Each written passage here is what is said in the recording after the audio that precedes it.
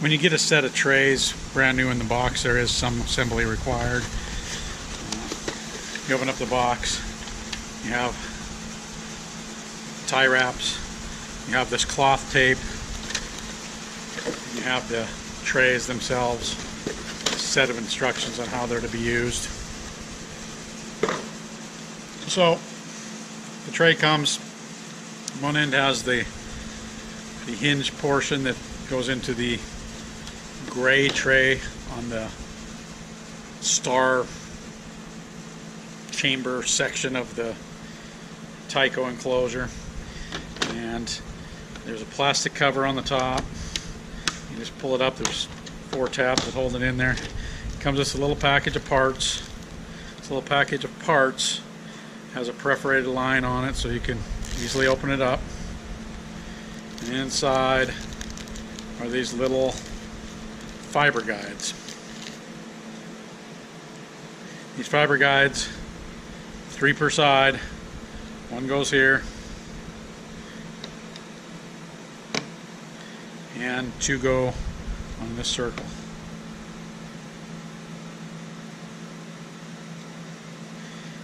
Same thing on the opposite side. 2 on the circle, and 1 out here mid-span. Okay, so now we're going to show you how to put the fibers into the tray. This is the end that clips into the main tray with the star chamber on it, so you always want to come in on this end. If for some reason you get excited and you miss it, this hinge comes out fairly easily by using a screwdriver or another sharp instrument to pry out the hinge, and you could change it back to the other side.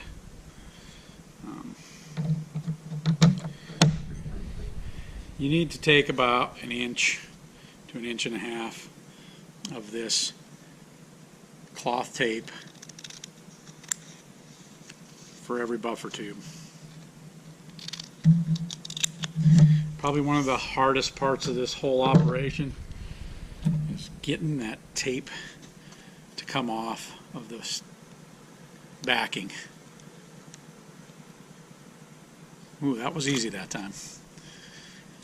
And what you want to do is you want to place the tape around the buffer tube.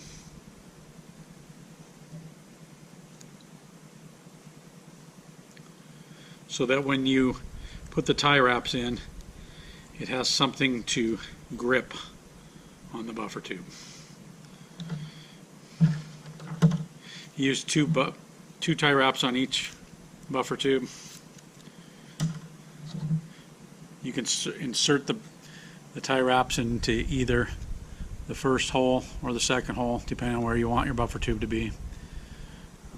In this case, I'm going to put them on these outside holes.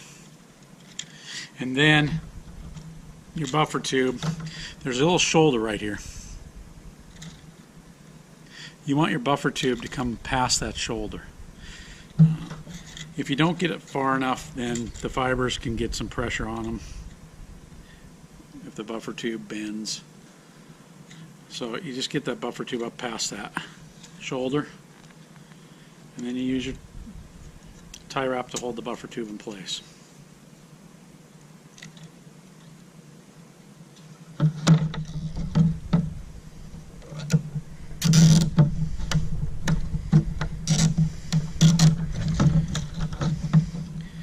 Get it to where you want it. Tighten up that tie wrap, and don't be afraid to apply a little pressure to that, because it isn't going to hurt that buffer tube. And then the second one, when you got something holding the first one, it's much easier.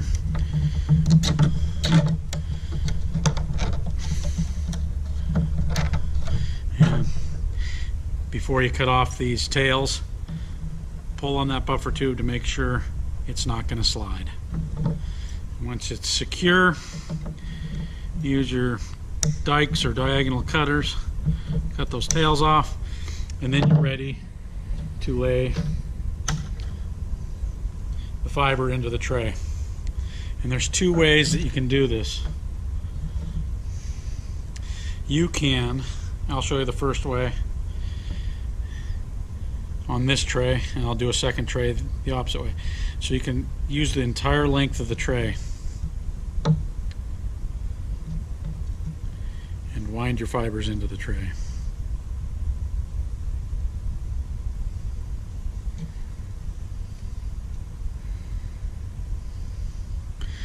Make sure you route it through all these guides on the outside.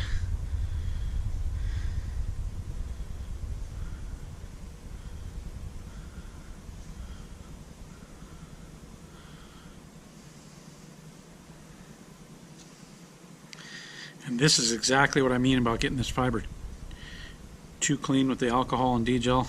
Now all these fibers are flyaway, and they're a little bit harder to manage. If it's windy out, it gets to be a bear.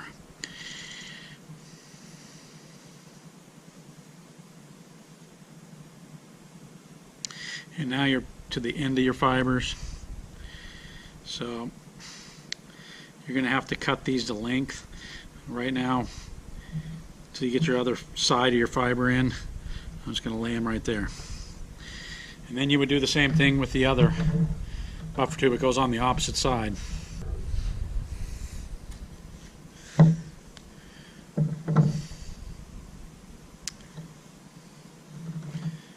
The fiber the exact opposite way. So the original fiber on this side went in clockwise. This one's going to go counterclockwise. It starts on the other side.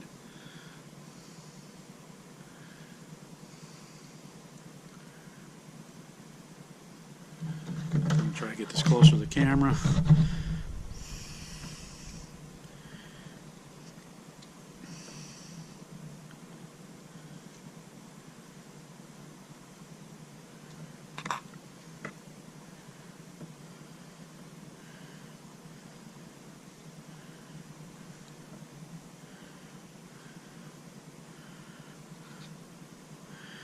And what you end up with is your fibers, one set coming from this direction, the other set coming from the opposite direction, meeting in the middle here. Okay, so I was explaining that you can have the fibers coming in from two directions, and what you want to do for mechanical splices or for permanent splices is you want to come in here and you want to go right to the edge of these foam guides where the fiber locks are going to go down into, and you want to cut those fibers off right there. So you take all of them and you can just take your snips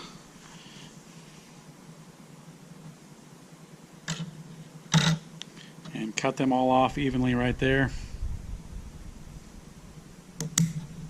Dispose of those properly. And your invaluable tool that you should always have in your toolkit is the spatula. It allows you to grab the fibers and manage them.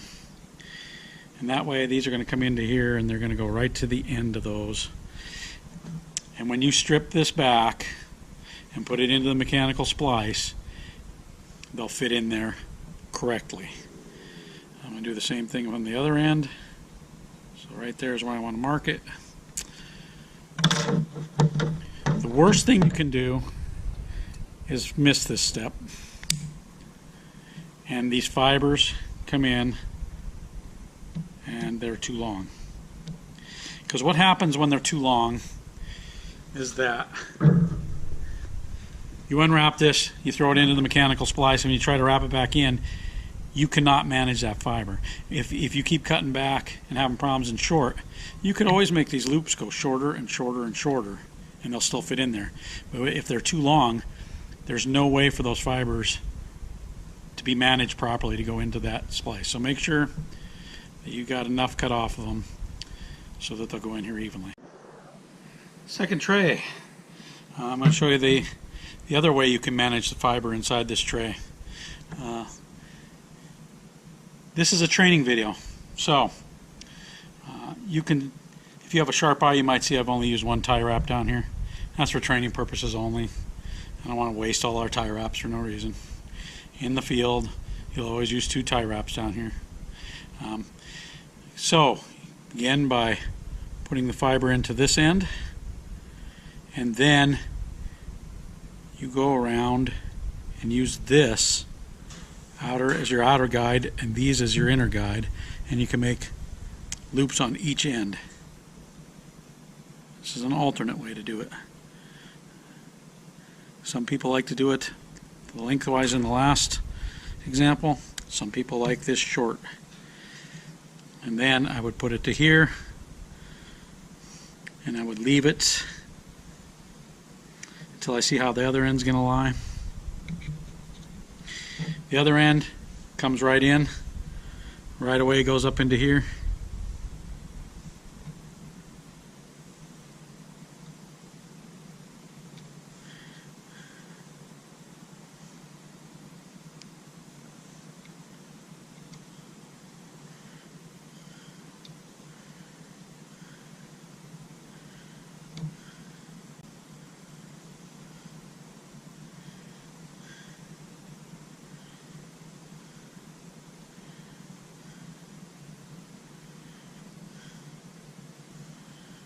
It's never going to make another loop and get in there, I don't think.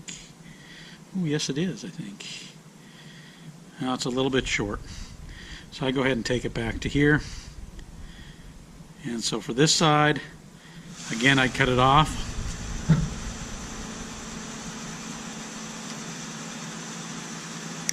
Right there. Lay into there. Proper length, and I take this side, measure it to there, to these inner foam manifolds,